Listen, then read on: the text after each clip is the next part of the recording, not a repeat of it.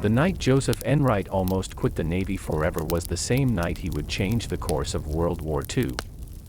What happened in the next 17 hours would transform him from the submarine service's greatest disappointment into its most legendary hunter.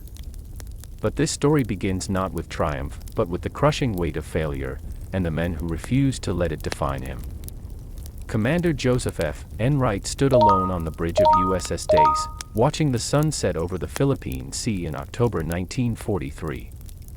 At 32, he was younger than most submarine commanders, but the weight on his shoulders felt ancient. The tropical breeze carried the scent of diesel fuel and salt water, familiar smells that had once excited him but now seemed to mock his failures. Behind him, his crew went about their evening duties with the quiet efficiency of men who had learned not to expect much from their captain.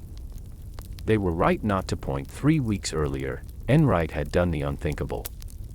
When presented with a perfect shot at a Japanese convoy, merchant ships heavy with supplies for the enemy war machine, he had hesitated.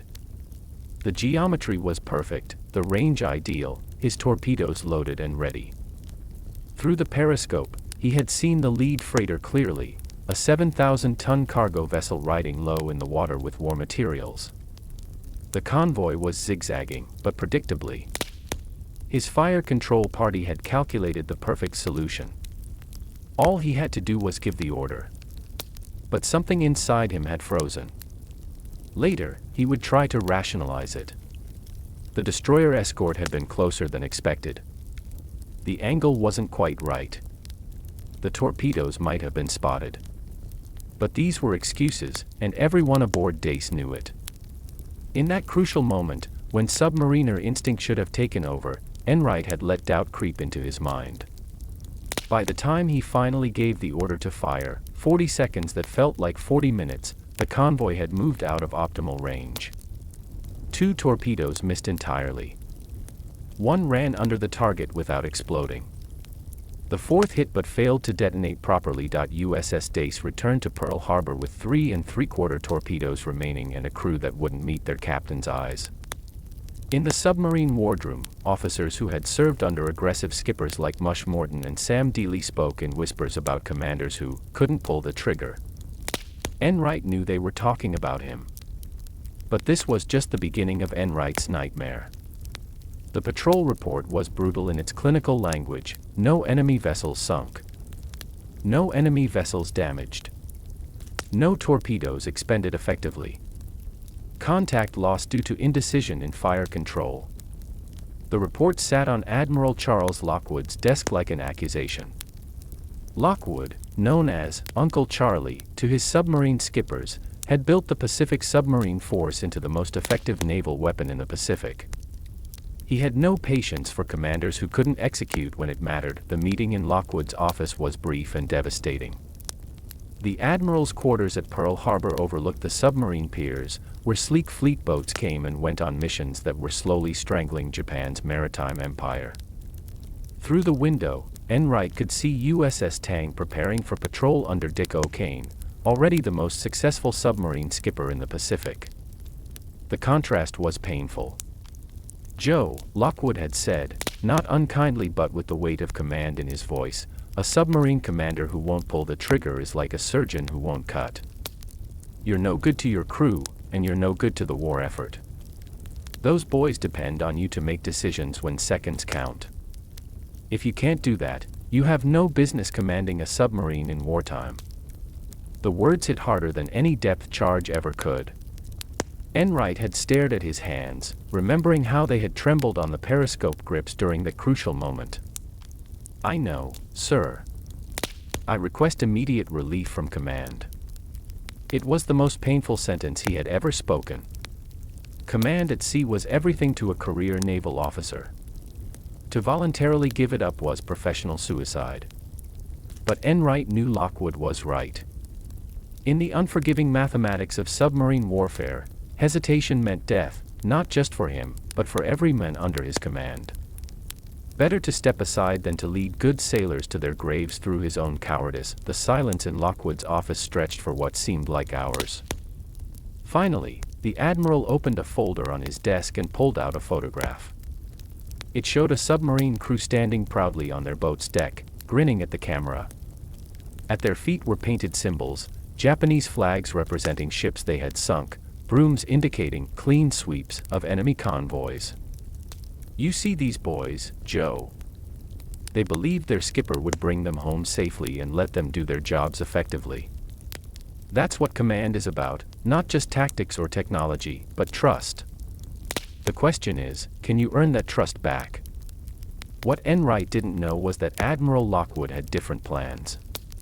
"I'm not accepting your request for relief," Lockwood said, surprising everyone in the room, including his chief of staff. "Instead, I'm giving you something else." He slid another folder across his desk. "USS Archerfish. She's coming out of overhaul next month. I want you to take her." Enright stared at the folder without opening it. The weight of another command felt overwhelming. "Admiral, with respect, I've proven I can't."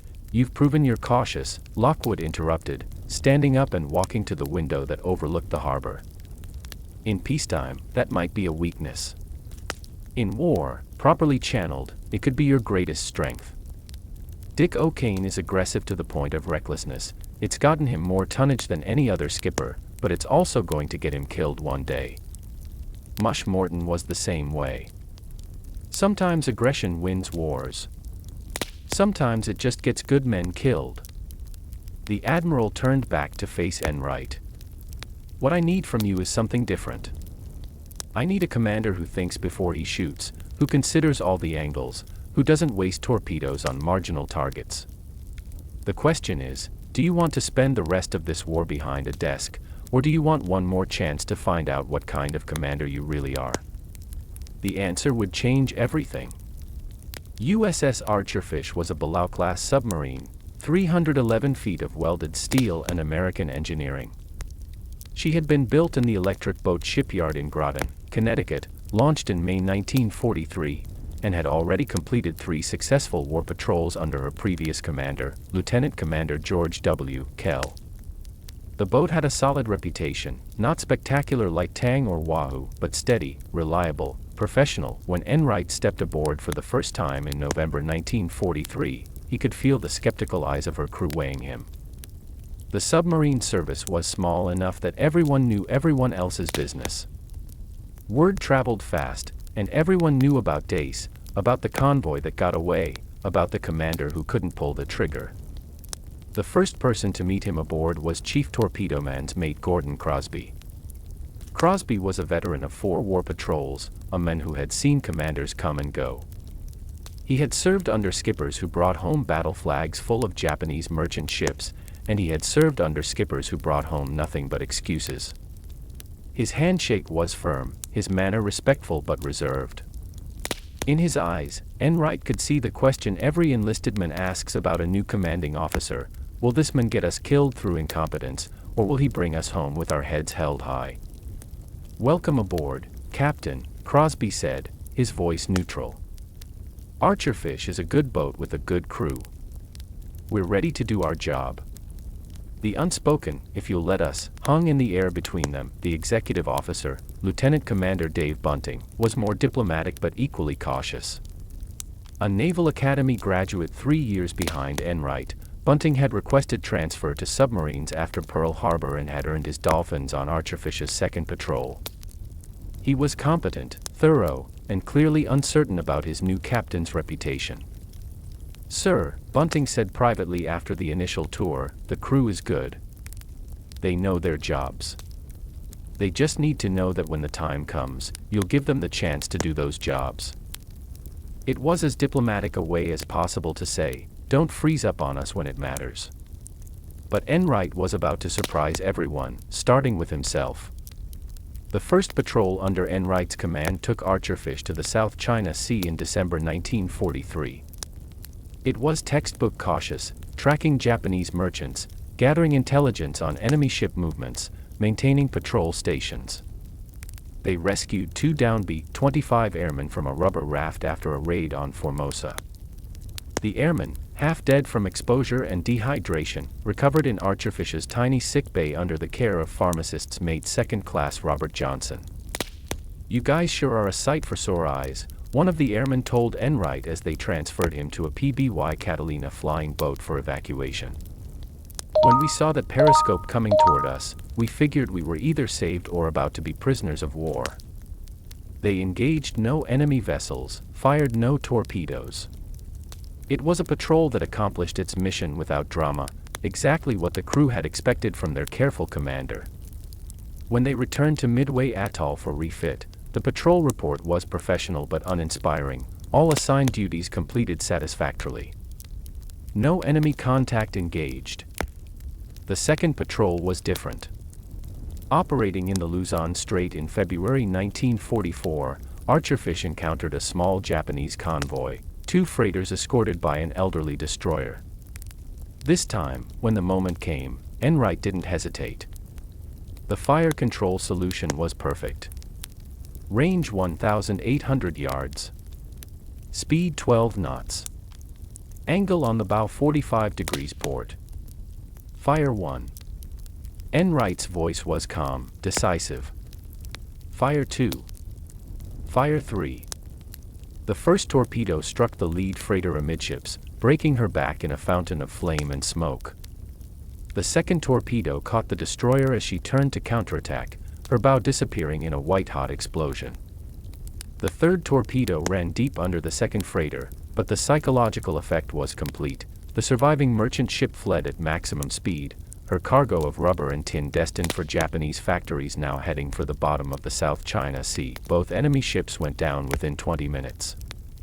Archerfish escaped without damage, and for the first time since Enright had taken command, her crew looked at their captain with something approaching respect. But Enright wasn't satisfied. 2 ships, he confided to Bunting that night as they stood watch together on the bridge.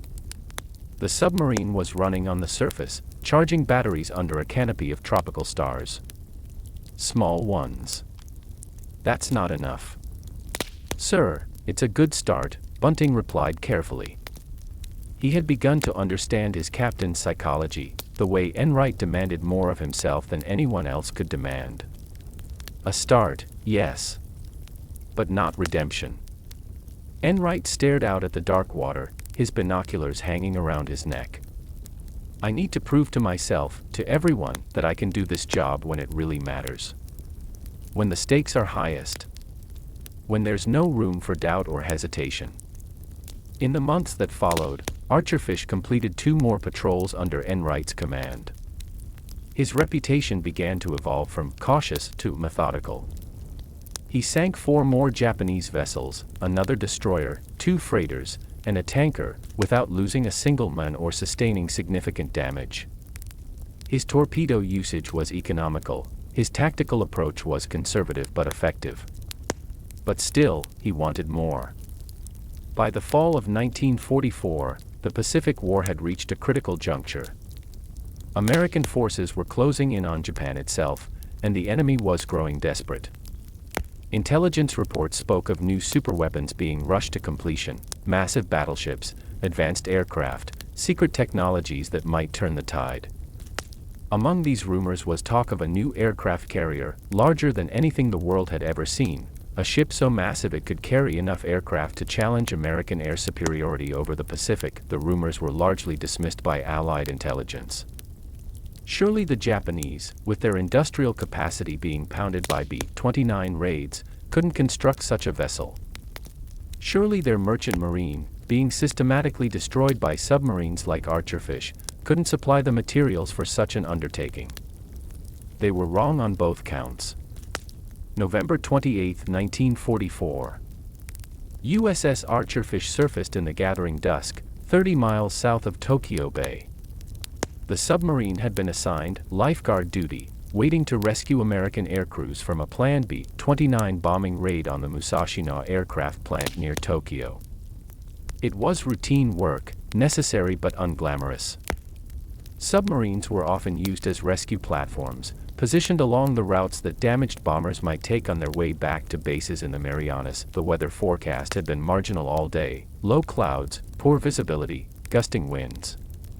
At 1800 hours, a radio message crackled through Archerfish's communications equipment: lifeguard cancelled. Weather unsuitable for operations. Resume patrol as assigned. What happened next would haunt his dreams for decades, but first, it would make them come true. Enright found himself with a free hunting patrol in some of the most dangerous waters in the Pacific. Tokyo Bay was the heart of the Japanese Empire, surrounded by shore batteries, patrol aircraft, and the remnants of the Japanese Navy. American submarines that operated this close to Japan's home islands did so at extreme risk. But the potential rewards were enormous. This was where the enemy's most valuable ships would be found. The submarine ran on the surface in the gathering darkness, her 4 diesel engines charging batteries and refreshing the air in her pressure hull. The sea was relatively calm, with just enough wind to create white caps that would help hide Archerfish's low profile. The moon was in its first quarter, providing enough light to spot targets but not enough to make the submarine easily visible. At 8:48 p.m., radioman second class Robert Barassa was monitoring the SJ surface search radar when his screen lit up with a contact that made his heart skip. "Bridge, radar," he called into the intercom. "Contact bearing 020, range 12 miles. Enright was on the bridge within seconds, his binoculars already in hand. The contact was large, larger than anything Archerfish had ever tracked. Through his glasses, he could make out a massive dark shape on the horizon, surrounded by the smaller silhouettes of escort vessels. Even at this distance, the target looked enormous. His pulse quickened as training and instinct took over. "General quarters," he ordered quietly into the bridge intercom. "All hands to battle stations. This is not a drill." Throughout Archerfish, men moved with practiced efficiency born of months of training and 4 previous war patrols under Enright's command. In the forward torpedo room, Chief Crosby checked his weapons one final time: 6 Mark 18 electric torpedoes, each one representing the latest in American underwater warfare technology. Unlike the problem-plagued Mark 14 torpedoes that had frustrated submarine commanders early in the war, these weapons were reliable, accurate, and deadly. In the control room, the plotting party prepared their charts and calculating boards. Fire control technician Robert Loftus manned the torpedo data computer, a mechanical analog computer that would calculate firing solutions based on target speed, heading, and range. Quartermaster Raymond Carnes plotted positions on the navigation chart, tracking both Archerfish's position and that of the mysterious target. They had drilled this scenario hundreds of times, but tonight felt different. Tonight felt like destiny. "What do you make of her, Captain?" asked Lieutenant Commander Bunting, who had joined Enright on the bridge. Enright studied the target through his binoculars. The shape was wrong for a battleship, too long, too flat. It wasn't a cruiser either, too big, and the silhouette didn't match any known Japanese warship. But the size was extraordinary. "I don't know what she is," Enright admitted, "but she's the biggest thing I've ever seen floating. And she's heading southwest, probably trying to get from Tokyo Bay to one of the major naval bases." But tracking a target and sinking it were 2 very different things. The target was making approximately 20 knots on a southwest heading, too fast for Archerfish's maximum surface speed of 19 knots. In normal circumstances, the submarine couldn't catch her prey. But Enright had studied Japanese tactics for months during his previous patrols. He knew they zigzagged to avoid submarines, and those defensive course changes would slow their average advance. If he could anticipate the pattern, cut corners on the inside of the zigzags, he might be able to close the distance. "All ahead flank," he ordered. "Take us to maximum power." "All ahead flank, aye sir," responded the officer of the deck. For the next 2 hours, Archerfish pursued at maximum power. Her 4 Fairbanks Morse diesel engines strained at their maximum rated output, generating 5,400 horsepower that drove her twin screws through the swells of the Pacific. The submarine vibrated with effort, her bow cutting through the waves, spray breaking over her forward deck. Below, in the engine rooms, Chief Motor Machinist's mate Earl Newman and his team coaxed every possible revolution from the engines. The temperature in the engine room soared past 120 degrees Fahrenheit. Men worked in shifts, rushing topside to gulp fresh air before returning to their stations. The air was thick with diesel fumes and the smell of hot metal. Gauges monitored every aspect of the engine's performance: oil pressure, water temperature, fuel consumption, bearing temperatures. This was sustained running at the edge of mechanical limits. Bridge, maneuvering, came the call from the engine room. We're pushing these engines about as hard as they'll go. Oil temperatures are getting into the yellow zone. Acknowledged, Enright replied. Keep them running. We only get one chance at this. What Enright didn't know was that his target was having problems of her own. The massive ship he was chasing was Shinana, the largest aircraft carrier ever built, and the most secret. At 71,890 tons fully loaded, she dwarfed even the mighty American Essex-class carriers that had been dominating Pacific skies. Originally laid down as a Yamato-class battleship, she had been converted to a carrier after the disasters at Midway and the Philippine Sea had demonstrated Japan's desperate need for naval aviation capability, but size alone didn't guarantee success. Shinana had been rushed to completion under impossible deadlines. Her crew of 2,400 men had received minimal training on her complex systems. Many of her watertight doors had been improperly installed. Her damage control procedures were incomplete. She was a giant with feet of clay, and the stress of high-speed maneuvering was beginning to tell. At 11 p.m., disaster struck the giant carrier. A bearing on Shinana's starboard inboard propeller shaft began to overheat. The massive shaft, turning at high speed to drive the 71,000-ton ship through the water, generated friction that its hastily installed bearing couldn't properly dissipate. Temperature gauges in the engineering spaces climbed steadily into the danger zone. Commander Mikami, Shinana's chief engineering officer, faced a terrible choice: continue running at high speed and risk catastrophic mechanical failure that could cripple the ship, or slow down and perhaps fall prey to the submarine that their radar had detected following them. After consulting with Captain Toshio Abe, Mikami chose to reduce power on the problematic shaft. Shinana's speed dropped from 20 knots to 18, then to 16 knots as other mechanical problems began to manifest themselves under the stress of sustained high-speed running. On Archerfish, sonarman Robert Loftus reported the change immediately. Bridge, sonar. Targets slowing down. Engine sounds are definitely different. She's reduced power significantly. For the first time in hours, Enright allowed himself a tight smile. The geometry of the hunt had shifted dramatically in his favor.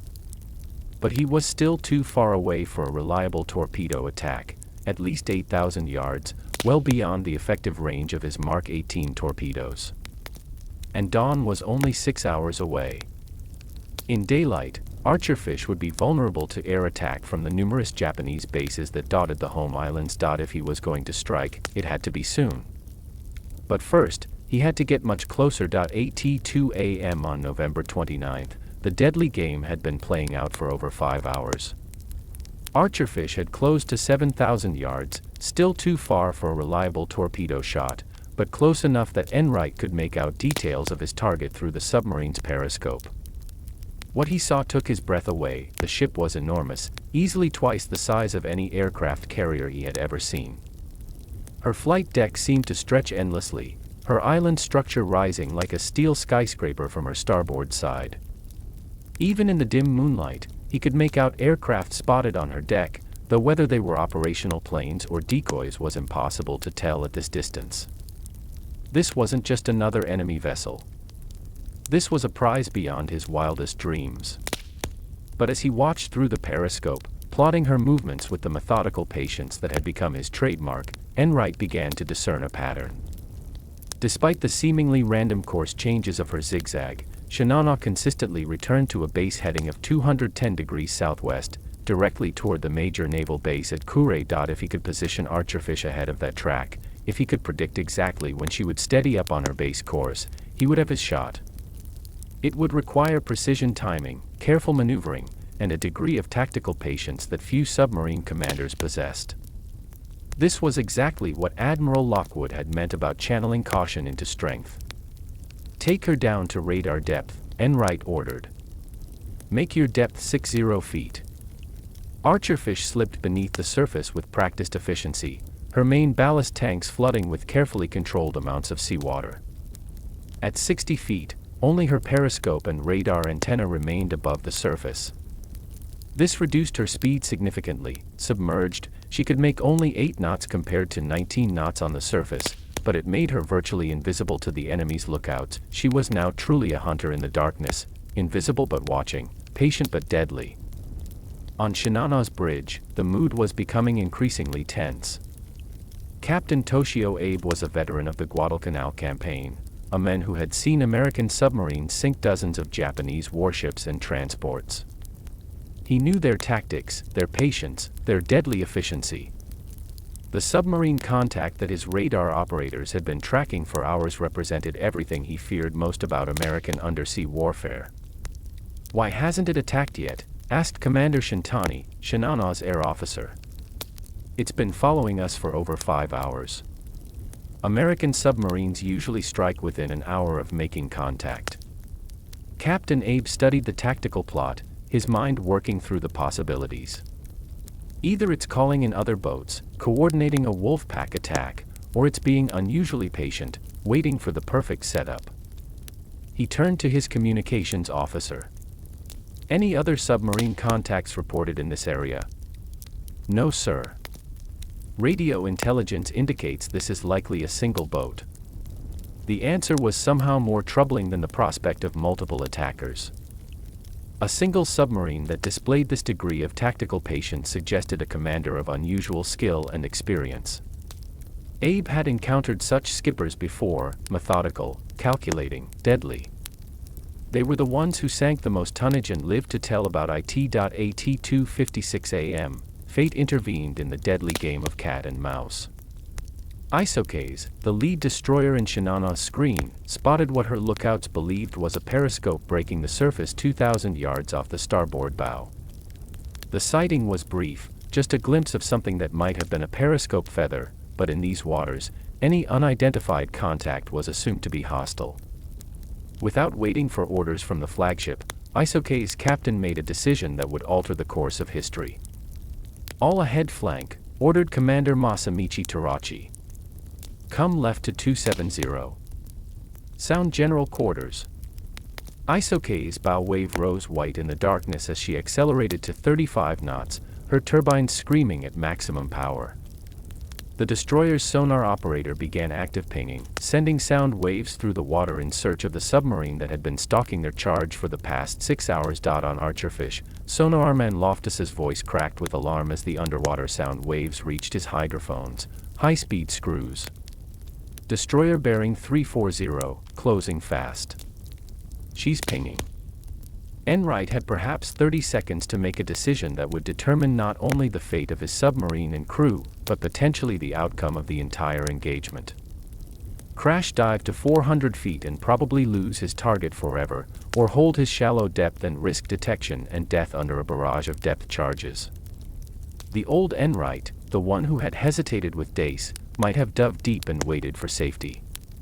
But that man was gone, replaced by a commander who had learned to channel caution into calculated risk-taking.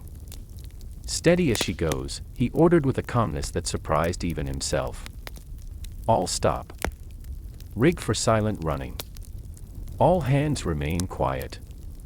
The submarine coasted through the water at 60 feet, her momentum carrying her forward as her crew held their collective breath. Every man aboard understood the mathematics of their situation. If the destroyer's sonar got a solid contact, depth charges would follow within minutes. At this shallow depth, a close pattern would crush Archerfish's pressure hull like an empty beer can. The destroyer passed directly overhead, her screws thundering through the water like an approaching freight train. The sound was overwhelming, a mechanical roar that seemed to shake the very atoms of the water around them. Every man on Archerfish pressed his hands to his ears and waited for the splash of depth charges hitting the water above them, but none came. Isoka's sonar, damaged in previous battles and hastily repaired with inferior components, had lost contact almost immediately. The destroyer's crew was exhausted from months of combat operations, and in their fatigue, they had misinterpreted shadows on their sonar scope for solid contacts. More importantly, Commander Terachi had violated Captain Abe's explicit orders to maintain formation.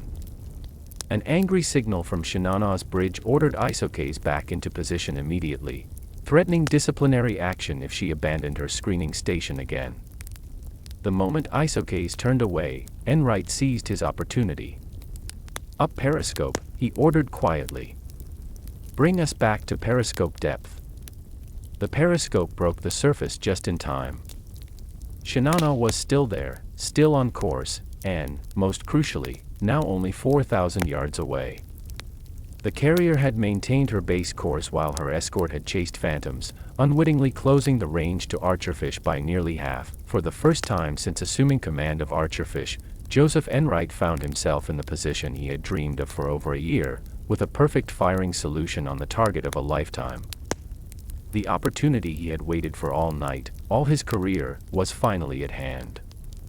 At 3:15 a.m. on November 29, 1944, all the variables that make or break naval engagements aligned in perfect harmony.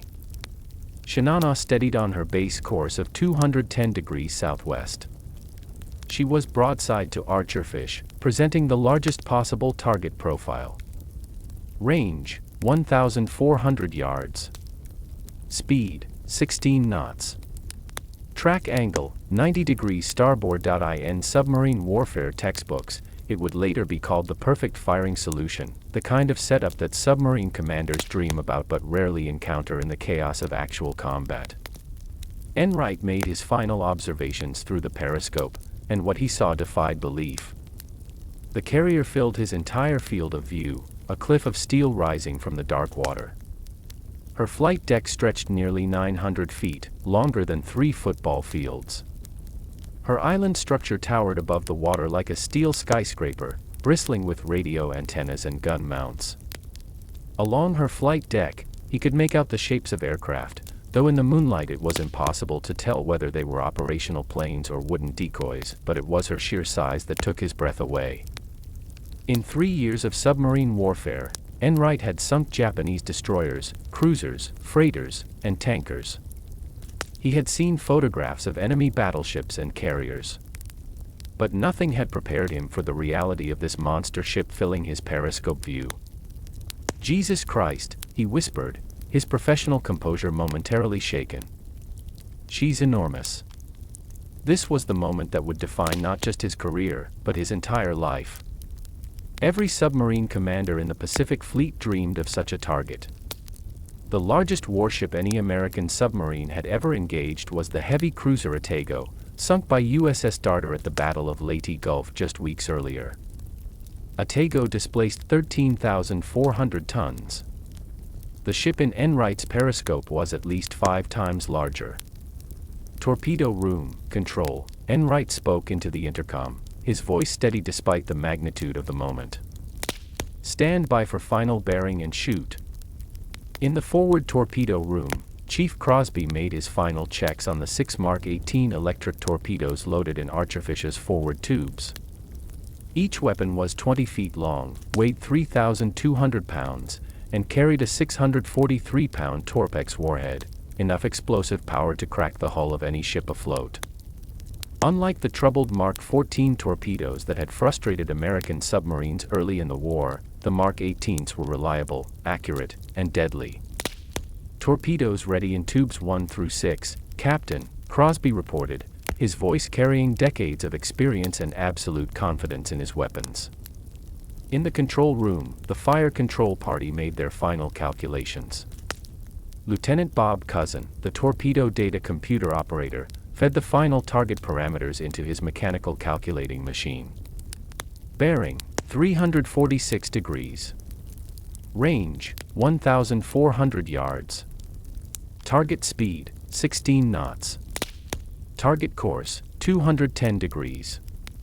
Angle on the bow, 90 degrees starboard. The TDC hummed quietly as its gears and cams calculated the firing solution, taking into account the time of flight for the torpedoes, the target's movement during that time, and Archerfish's own motion through the water. After 30 seconds of mechanical computation, the machine provided its answer: fire at bearing 346 degrees, with a torpedo run time of 2 minutes and 47 seconds. Enright took one last look through the periscope. The setup was perfect, better than perfect. He was shooting at the largest target any submarine commander had ever engaged, from the ideal position, with the most reliable torpedoes in the American arsenal. This was it, the moment that would define not just his career, but his entire life. He thought briefly of Admiral Lockwood's words 18 months earlier, "What kind of commander do you really are?" Tonight, in these black waters off the coast of Japan, with the largest aircraft carrier in the world filling his periscope, he was about to find out. Fire 1. The submarine shuddered slightly as compressed air ejected the first torpedo from tube number 1.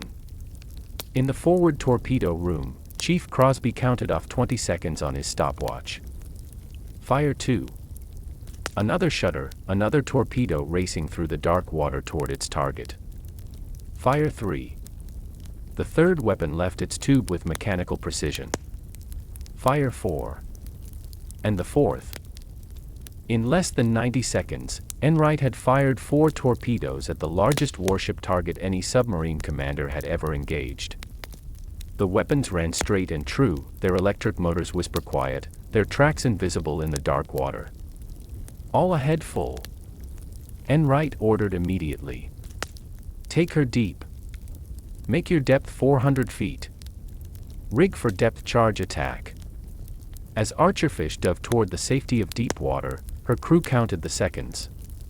At 46 knots, the Mark 18 torpedoes would take approximately 2 minutes and 47 seconds to cover the 1,400 yards to target.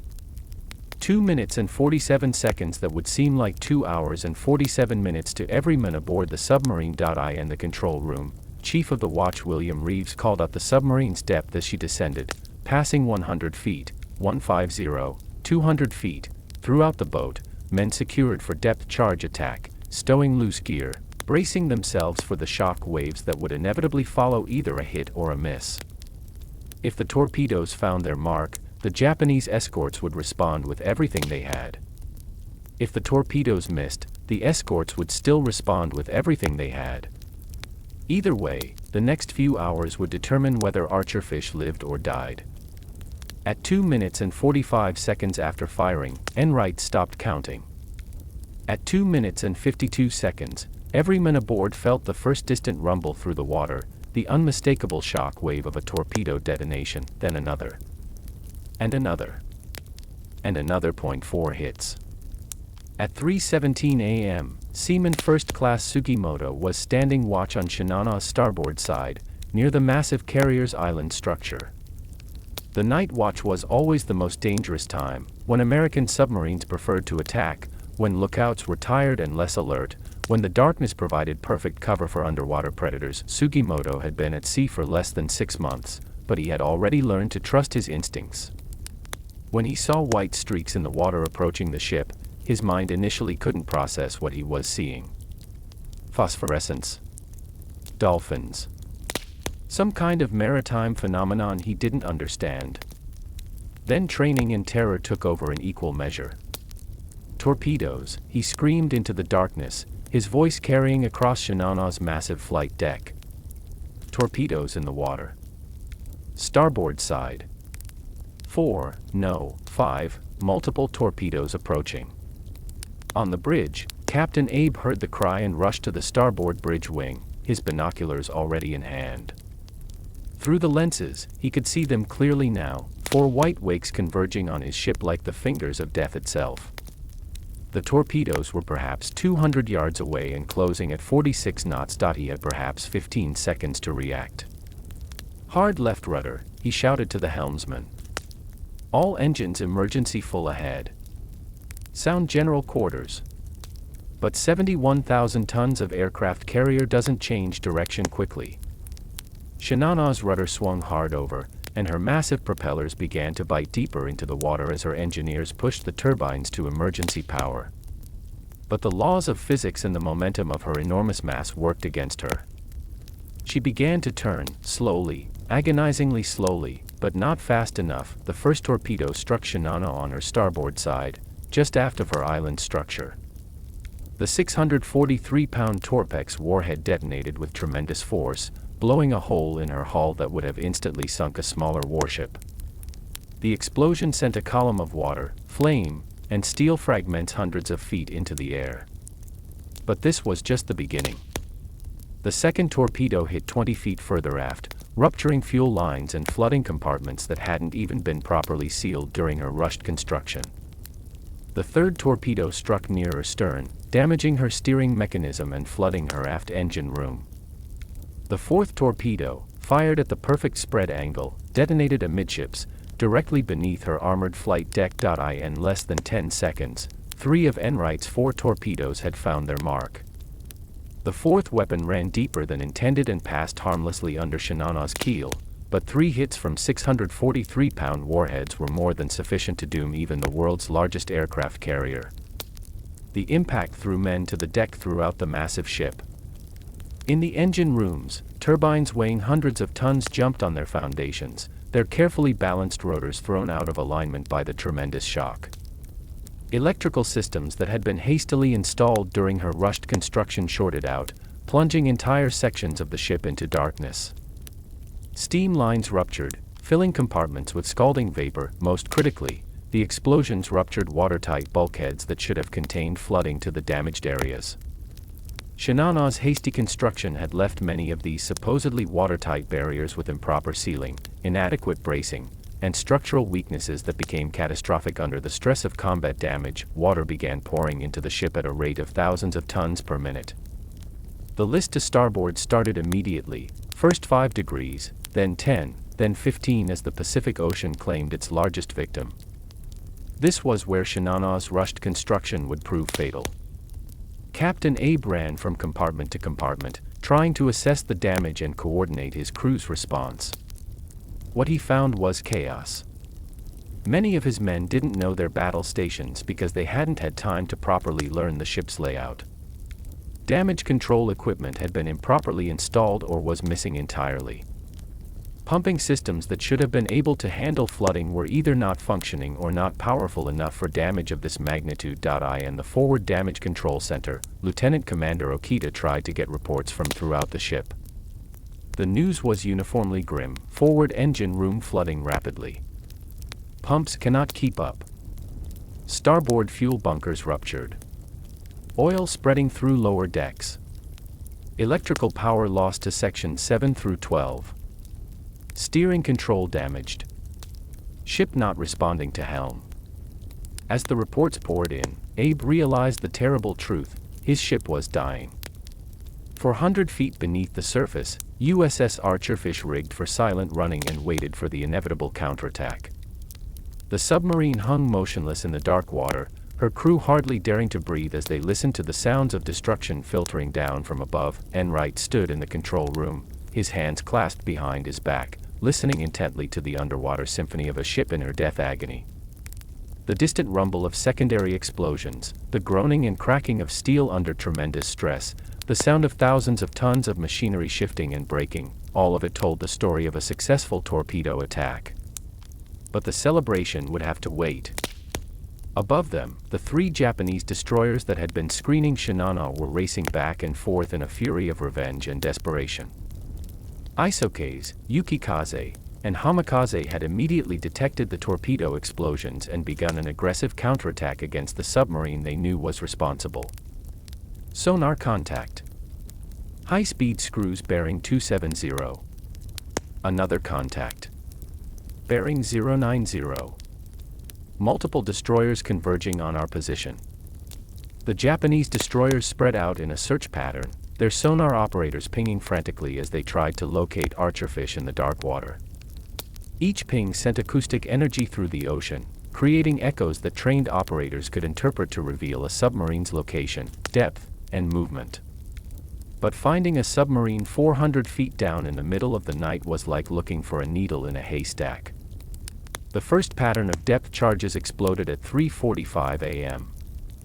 5 charges detonated in sequence, each one sending shock waves through the water that rattled Archerfish like a toy. Light bulbs shattered throughout the submarine. Cork insulation rained from the overhead. In the forward torpedo room, Chief Crosby watched his remaining torpedoes strain against their restraints as the submarine was shaken by underwater explosions. The charges had been dropped by Isokaze, whose sonar operator thought he had detected a contact bearing 180 degrees from Shinano's last known position. But the operator was exhausted, his equipment was damaged, and his estimate was off by nearly 500 yards, close enough to terrify Archerfish's crew, but not close enough to cause serious damage to her pressure hull. More patterns followed over the next 2 hours. 14 depth charges exploded around Archerfish as the 3 destroyers worked methodically through their search pattern. Each explosion was a reminder of how close death lurked in the dark water above them. But the Japanese sonar had been damaged in previous battles and hastily repaired with inferior components during their brief time in port. The operators, exhausted from months of combat operations, couldn't get a precise fix on the submarine's location. Every pattern of depth charges exploded at least 300 yards away from Archerfish's actual position, close enough to shake the boat violently and test every weld in her pressure hull, but not close enough to cause the catastrophic implosion that would kill her entire crew instantly.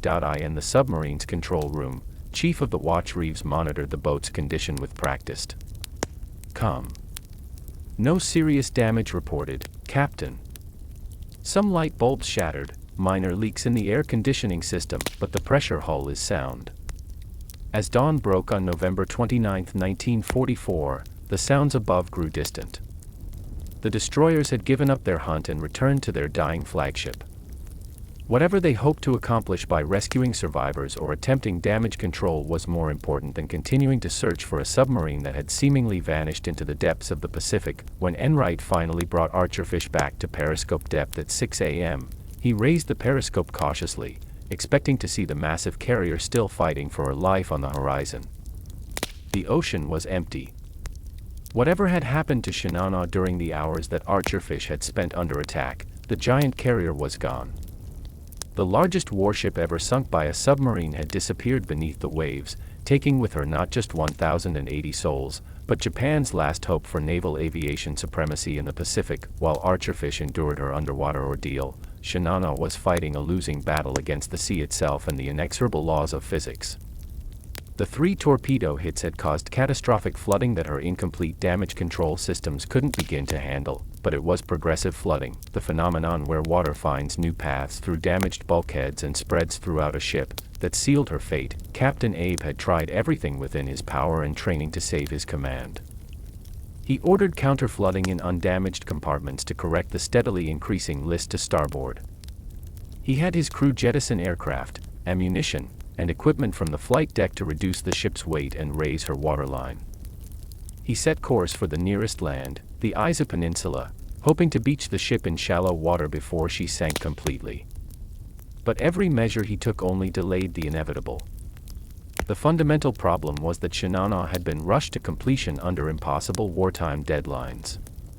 Her watertight integrity, the system of bulkheads and doors that should have contained flooding to damaged areas, had been compromised by hasty construction. Seals that should have been perfectly watertight leaked.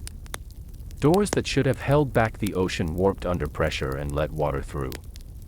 Structural members that should have been strong enough to maintain compartment integrity buckled under stress. At 4:30 a.m., the list reached 15 degrees to starboard. Walking on the slanted decks became difficult without handholds. Aircraft on the flight deck began to slide toward the low side, despite the efforts of work parties to secure them with cables and chains. At 5 a.m., the list increased to 18 degrees. In the hangar deck, the special Oka suicide aircraft that represented Japan's last desperate hope for stopping the American advance broke loose from their restraints and crashed into each other. Their rocket fuel created an extreme fire hazard, but with the ship's electrical systems failing and her fire suppression systems damaged, there was little anyone could do to secure the dangerous weapons. Captain Abe maintained rigid composure on the bridge, but privately he had begun to accept the unthinkable. At 6 a.m., as Enright was cautiously raising Archerfish's periscope to survey the results of his attack, Abe was receiving the final damage control reports from throughout his dying ship. The news was uniformly hopeless, forward magazines flooding. Water level rising despite all pumps operating. Starboard engine room abandoned. Too much steam and flooding to remain. Fire in hangar deck. Damage control parties unable to respond. Ships list increasing. Estimate 20 degrees and worsening. At 7 a.m., the list reached 20 degrees, the point at which naval architects consider a ship to be in mortal danger. Men could no longer walk on the tilted decks without ropes and handholds. Equipment that hadn't been properly secured during the ship's hasty completion broke loose and crashed through bulkheads, creating new sources of flooding and structural failure. The end was now inevitable, but Captain Abe refused to give up. He ordered all engines ahead full in a desperate attempt to drive Shinano toward the shore. If he could beach her in shallow water, he might save most of his crew and preserve the ship for future salvage operations. But the flooding had already reached her engine rooms, and her massive turbines were fighting a losing battle against thousands of tons of seawater. At 8 a.m., with the list approaching 25 degrees, Abe gave the order he had hoped never to have to give: all hands, prepare to abandon ship. The evacuation was chaotic but disciplined. Japanese naval training emphasized discipline and duty above all else, and Shinano's crew demonstrated both qualities in their final hours aboard the ship.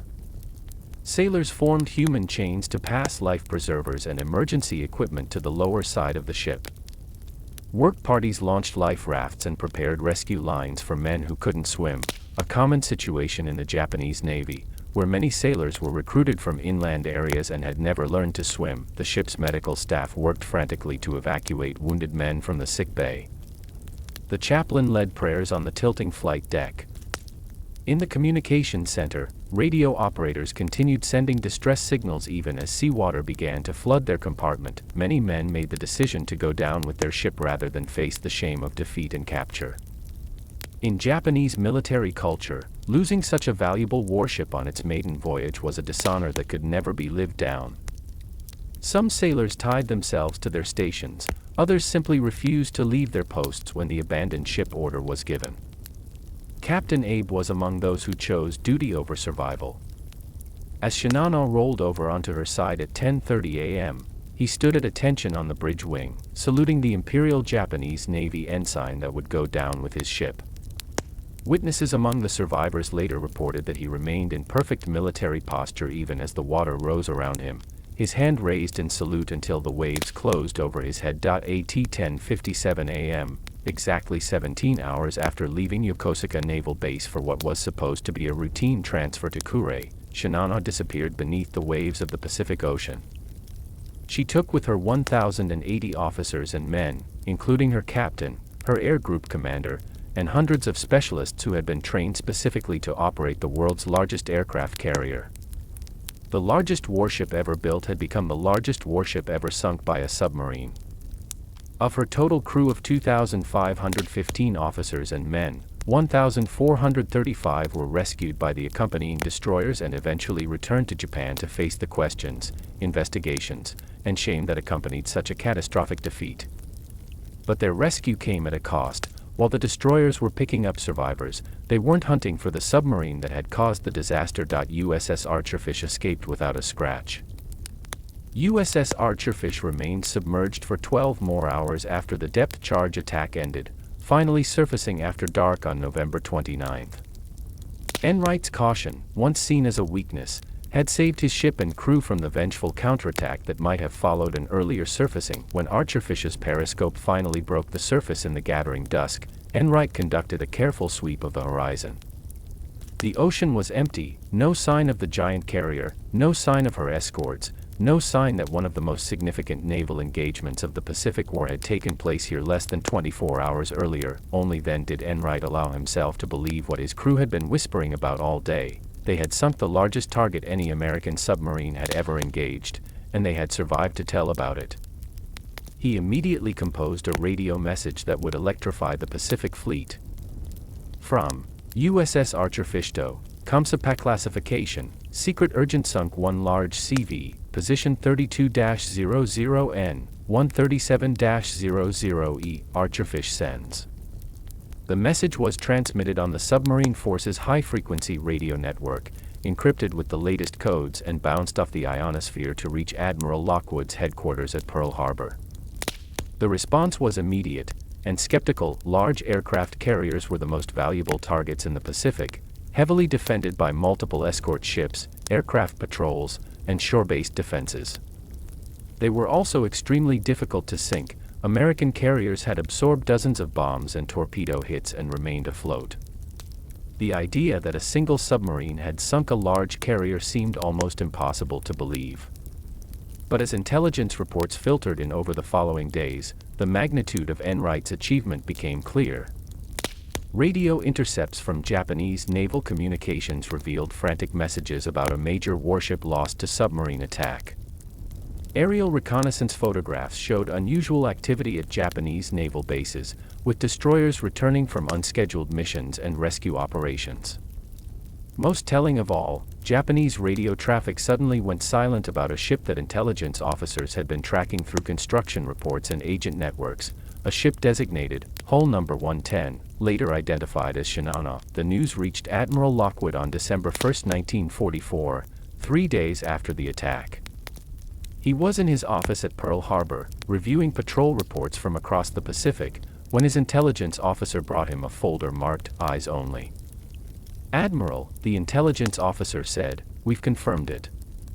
Archerfish sunk the largest aircraft carrier the Japanese ever built. Our best estimate is that she displaced over 70,000 tons, twice the size of our largest Essex-class carriers."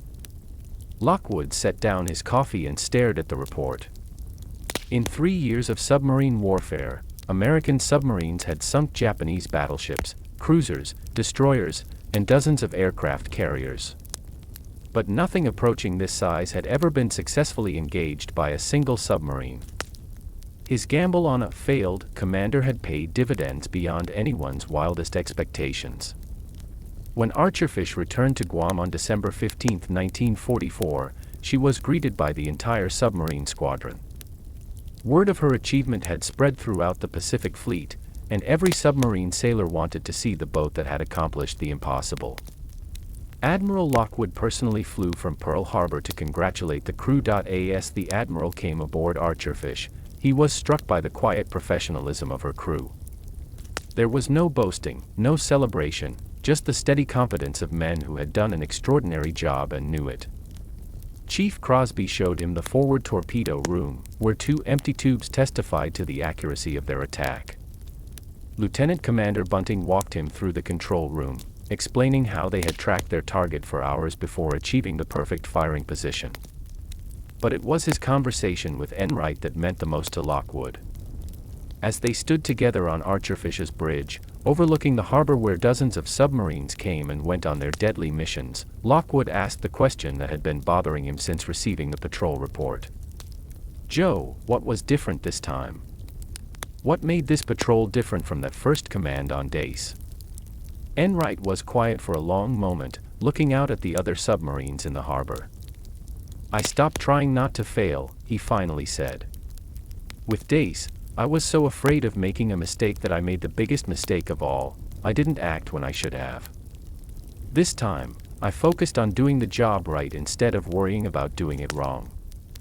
It was the vindication Lockwood had been hoping for when he refused Enright's resignation request. "I told you so, Joe. I told you that caution could be a strength if properly channeled. You proved me right in the most spectacular way possible." But the real vindication came from an unexpected source. Chief Torpedo Man's mate Gordon Crosby, the veteran who had watched Enright with skeptical eyes during his first days aboard Archerfish, approached his captain as the formal ceremonies continued around them. "Skipper," he said quietly, "I owe you an apology. When you first came aboard, I figured you for just another headquarters officer who didn't belong on a fighting ship. I've served under a lot of commanders, and I thought I could tell the difference between leaders and pretenders. I was wrong about you." Enright looked at the men whose respect meant more to him than any medal or commendation. "What changed your mind, Chief?" "That night when the destroyer came after us. The old you, the one who commanded Dace, would have crashed dive and run for deep water. But you held your depth, kept your position, and stayed focused on the target. That's when I knew you weren't the same officer who'd frozen up before. You'd learned how to be afraid and still do your job." Crosby extended his hand. It was an honor to serve with you, Captain. If I ever go to war again, I'd want you as my skipper. It was the vindication Enright had been seeking for over 2 years. The story of how USS Archerfish sank Shinano became immediate legend throughout the submarine service and eventually throughout the entire U.S. Navy. Here was everything that made submarine warfare both terrifying and glorious: the patient stalk through dangerous waters, the perfect tactical setup, the moment of truth when everything depended on one man's decision, and the successful escape from overwhelming enemy forces. But for Enright, the real victory wasn't the destruction of an enemy ship, it was the destruction of his own self-doubt. The men who had frozen at a crucial moment aboard USS Dace, who had requested relief from command, who had been written off as too cautious for wartime leadership, had proven that sometimes the greatest strength comes from overcoming your greatest weakness. His natural caution, properly channeled, had become the methodical patience that made victory possible. The transformation was complete, but the war wasn't over. Archerfish went on to complete 2 more war patrols under Enright's command, operating in the dangerous waters around Japan and the South China Sea. In each patrol, the crew saw a different version of their captain: confident, decisive, aggressive when the situation demanded it, but never reckless. His reputation throughout the submarine force evolved from cautious to methodical to deadly. He sank 3 more enemy vessels during those final patrols: a destroyer, a large tanker, and a transport carrying reinforcements to the Japanese garrison on Iwo Jima. Each sinking demonstrated the tactical skills he had developed since taking command of Archerfish: the ability to position his submarine for the perfect attack, the patience to wait for the ideal firing solution, and the coolness under pressure to execute when the moment came. More importantly, he rescued dozens of downed American airmen during his patrols, using his submarine as a lifeguard to pluck B-29 crews from the ocean after their raids on Japanese cities. These rescues were often more dangerous than attacks on enemy ships. They required surfacing in broad daylight, often within range of Japanese shore batteries, to save American lives. When the war ended in August 1945, Enright had compiled one of the most remarkable records in submarine warfare. His single patrol, the one where he sank Shinano, was worth more tonnage than most submarine commanders achieved in their entire careers. But perhaps more importantly, he had answered the question that Admiral Lockwood had posed 3 years earlier: what kind of commander do you really are? The answer was written in torpedo tracks and enemy ships sent to the bottom, but more than that, it was written in the respect of his crew, the confidence he had gained in himself, and the redemption of his own sense of professional competence. In the post-war analysis of submarine operations, Enright's achievement stood out not just for its tactical success, but for what it represented about human potential.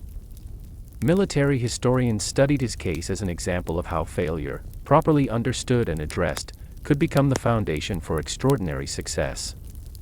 The man who almost quit the Navy in shame became one of its most decorated submarine commanders. The story of Joseph Enright and USS Archerfish offers lessons that extend far beyond submarine warfare or even military service. It's a story about second chances, about the difference between caution and cowardice, about how failure can forge the very strength needed for ultimate success. In the years after the war, military analysts studied the engagement from every conceivable angle. What made Enright's victory possible wasn't just superior American technology or training, though both played crucial roles. It was his ability to learn from failure, to channel his natural caution into patient stalking rather than paralyzing hesitation. The tactical lessons alone were significant enough to influence submarine warfare doctrine for decades.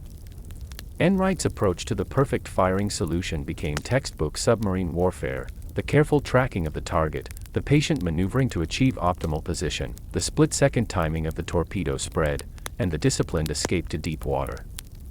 Submarine schools taught his methods to generations of officers who would never face an enemy as formidable as the Imperial Japanese Navy, but who needed to understand the principles of underwater warfare. But there were deeper lessons in the story, lessons about leadership, about overcoming personal failure, about the nature of courage itself. The Japanese, despite their undoubted bravery and skill, suffered from the same problem that had nearly destroyed Enright's career: they let past doctrine blind them to present reality. Shinano's hasty completion, inadequate training, and overconfidence in size over readiness created the vulnerability that Archerfish exploited. The Japanese had become victims of their own success, so confident in their engineering and their traditions that they failed to recognize the fundamental weaknesses in their approach. Modern submarine commanders still study Enright's approach to the perfect firing solution. The way he positioned his boat ahead of the target's projected track, the patience he showed in closing the range despite the risk of detection, the split-second timing of his torpedo spread, all of it represents textbook submarine warfare executed under the most demanding conditions imaginable. But there's a deeper lesson in the story, one that applies far beyond military service. Joseph Enright's transformation from failure to legend illustrates a fundamental truth about human potential. Our greatest weaknesses, properly understood and addressed, can become our greatest strengths. The caution that had paralyzed him in his first command became the methodical patience that made his greatest victory possible. After the war, Rear Admiral Joseph F. Enright, he was promoted twice in recognition of his exceptional service, rarely spoke publicly about the night he sank Shinano. When pressed by historians, journalists, and military analysts, he would deflect credit to his crew, to superior intelligence, to luck and timing. "Any submarine commander in the Pacific could have done what I did," he would say when asked about his achievement. "I was just fortunate enough to be in the right place at the right time with a well-trained crew and reliable torpedoes." But those who knew him understood what the victory really meant. The sinking of Shinano wasn't just a tactical victory or a strategic success, it was personal redemption on the largest possible stage.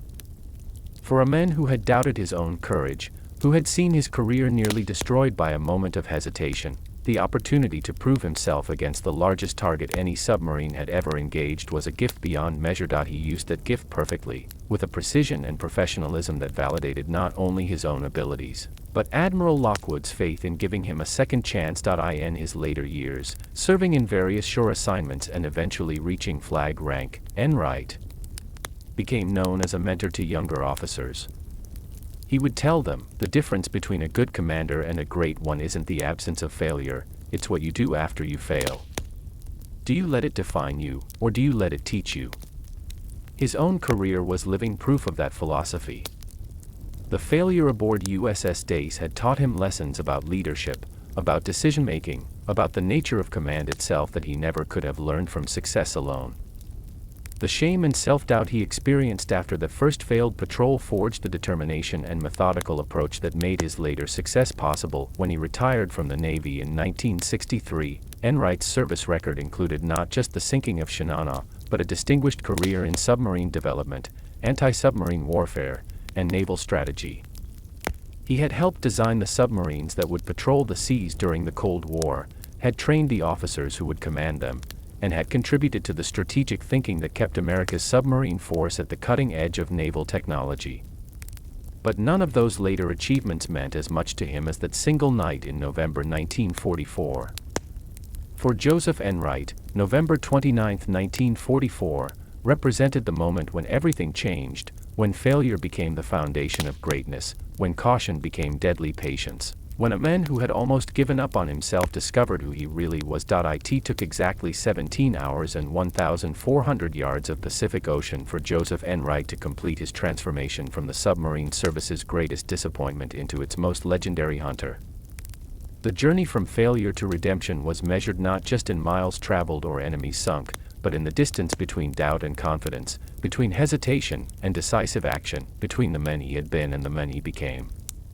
Sometimes the hunter and the hunted are the same person, separated only by time, experience, and the courage to try again.